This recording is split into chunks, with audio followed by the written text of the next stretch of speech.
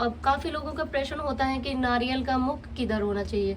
तो नारियल का मुख ये देखिए, तो देखिए काफ़ी दिनों बाद इतना थोड़ा सजी संवरी हूँ, क्योंकि डेली यूज में मुझे इतना सजना संवरना ना ही तो इतना कंफर्ट लगता है। सजना संवरना चाहिए, अच्छा लगता है।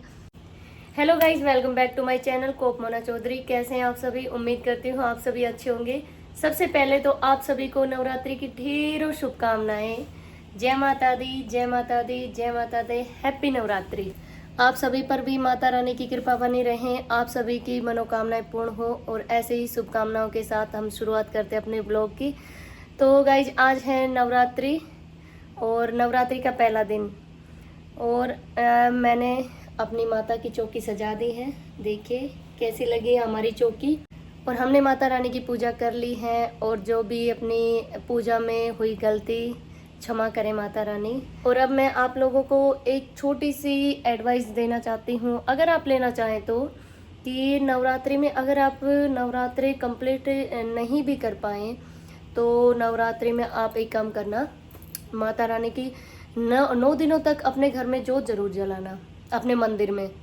गाइज मैं माता रानी की पूजा शायद बहुत छोटे बचपन से ही करती आ रही हूँ।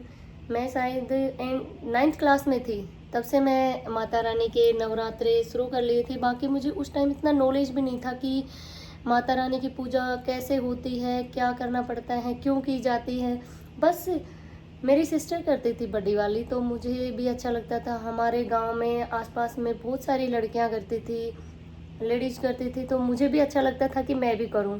और तभी से मैंने पकड़ लिए थे, कुछ ज्ञान नहीं था। बहुत सारे व्रत थे जो मैं बहुत छोटी छोटी क्लास में, करवा चौथ का व्रत पता है कब से करने लगी हूँ? मैं 4th क्लास में थी जानती नहीं थी करवा चौथ होता क्या है। तब से मैं करवा चौथ करती आ रही हूँ। और आज नवरात्रि है, तो माता का दिन है, दुर्गा माता का। तो मुझे बहुत ज़्यादा अच्छा लगता है कि माता रानी की पूजा करना। और पता है 9 दिनों में जो ये एक रियलिटी है कि डेली अपन भाग दौड़ की ज़िंदगी है, डेली रूटीन में अपन स्ट्रेस में या कैसे भी आकर अपने अंदर एक नेगेटिविटी आ जाती है। और जब अपन नवरात्रि करते हैं ना, तो पता है कि इतनी अच्छी मतलब एनवायरनमेंट घर का, इतनी पॉजिटिविटी आती है घर में जोत लगाने से, माता की पूजा करने से। बहुत ही अच्छा लगता है माता रानी की पूजा करना। तो अगर नवरात्रि में आप डेली नवरात्रि नहीं कर सकें तो अपने घर में, चाहे लड़का हो या लड़की हो, घर में अपने पूजा जोत लगाना, आरती करना, ये ज़रूर करें। अगर आपको अच्छा लगे तो ज़रूर करना।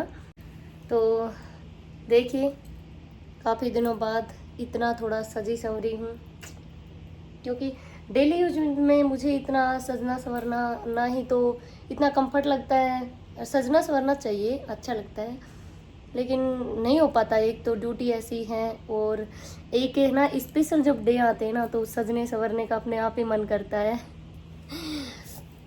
तो आप लोगों की नवरात्रि जो जो भी करते हैं तो मुझे बताना, कमेंट बॉक्स में ज़रूर बताना कि आप किस विधि से नवरात्रि करते हैं। और आपकी तरफ से भी कोई एडवाइस हो तो मुझे ज़रूर बताना, मैं ज़रूर फॉलो करती हूँ जो जो भी मुझे बताते हैं कि मुझे नवरात्रि में क्या करना चाहिए और नवरात्रि में क्या शुभ काम होता है। और आज हम एक शुभ काम और करने जा रहे हैं नवरात्रि में। आपको पता हो तो मैंने जो पिछला व्लॉग बनाया था हमारे घर का, तो उसमें मैंने बताया था कि हम तोता बांधेंगे, जो हमारा एक यहाँ का रीति रिवाज जो भी है।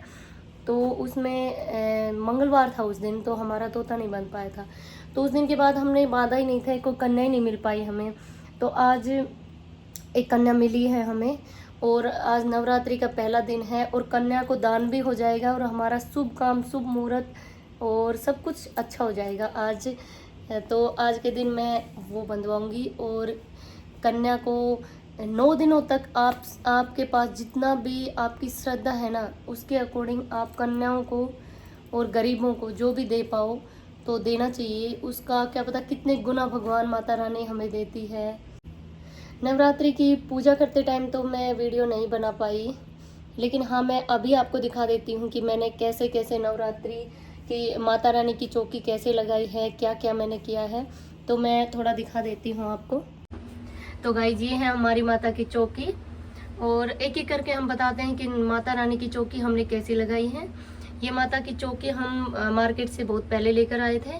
और ये लाल कपड़ा जो मीटर 100 मीटर जो भी है आपके पास, वो आप लाल कपड़ा थोड़ा अगर पिछली बार का है तो उसको धोकर स्वच्छ करके और गंगा जल के थोड़ा छिड़क के और आप लगा सकते हो। उसके बाद माता की तस्वीर आपके पास, अगर जो मंदिर में, मेरे पास ये तस्वीर पहले से ही मंदिर में थी तो मैंने वही तस्वीर लगाई है। और माता की चुनरी जो मैं आपकी बार लेकर आई हूँ, आपके पास अगर पिछली बार की चुनरी है तो आप वो भी लगा सकते हैं धोकर, और उसको गंगा जल के थोड़े छींटे देकर और वो चुनरी आप माता रानी को लगा सकते हो। और माला ये लेकर आई हूँ माता रानी की मैं। और कई लोग ताजे फूलों की माला भी माता रानी को चढ़ाते हैं, लेकिन वो शाम तक फूल हैं वो बासी हो जाते हैं, और बासी फूल माता रानी पे नहीं चढ़े होने चाहिए, तो वो नहीं लगाने चाहिए। हाँ, आप फूल चढ़ा सकते हो। और हमने गणेश जी बाबा को भी देखिए, सर्वप्रथम पूजा हमने गणेश जी बाबा की है। हमारे हिंदू धर्म ग्रंथों में भी लिखा हुआ है कि गणेश बाबा की पूजा सर्वप्रथम होनी चाहिए, तो हमने गणेश बाबा की भी पूजा की है।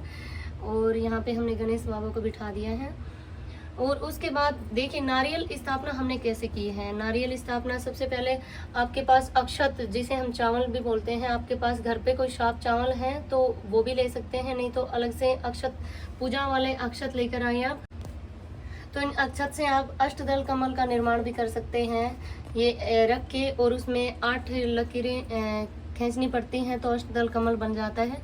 उसके ऊपर आप कलश को रखिए, और कलश में आपको क्या क्या डालना है, हल्दी की गांठें और लौंग, इलायची, 1 रुपए का सिक्का हो, चांदी का सिक्का हो तो वो डाल सकते हो, नहीं तो 1 रुपए का सिक्का जो होता है वो डाल दीजिए। और आप दूध भी डाल सकते हो। और उसके बाद आपको कलश के ऊपर एक पूर्ण पात्र रखना होता है, जो कि हमने देखिए रख रखा है। इसमें चावल डाल रखे हैं हमने, उसको खाली नहीं रखना चाहिए, उसमें चावल डाल के। और पूर्ण पात्र रखने से पहले हमें पंचपल्लव, जो कि आम के पत्ते हमने लगा दिए हैं, उनके भी पूजा करके रोली का टीका लगाकर हमने वो लगा दिए। पंचपल्लव और पूर्ण पात्र रखने के बाद हमने रखा है श्रीफल, जिसको नारियल बोलते हैं। और अब काफ़ी लोगों का प्रश्न होता है कि नारियल का मुख किधर होना चाहिए। तो नारियल का मुख, ये देखिए जटा वाला भाग है ना, ये होता है नारियल का मुख, और ये हमेशा अपने मुख के सामने होना चाहिए।